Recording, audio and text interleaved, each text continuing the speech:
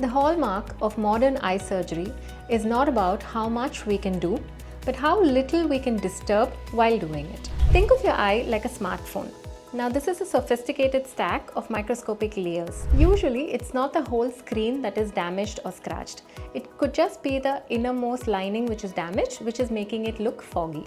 Similarly, instead of replacing the entire structure, modern corneal surgery focuses only on transplanting the affected layer. This is the principle behind PDEK, which is Pre-Descemet Endothelial Keratoplasty, which is precision at a microscopic level. Now the advantage of PDEK is because you're using a very thin donor cornea, the visual recovery is much faster, and as there are no sutures involved in this technique, you don't have suture related issues like infections or loose sutures or other complications. PDEK is yet another surgical innovation from Dr. Agarwals Eye Hospital, and we have successfully helped thousands of patients regain vision over the past 12 years. So if you or someone you know is in need of a corneal transplant, then do visit us at Dr. Agarwals Eye Hospital.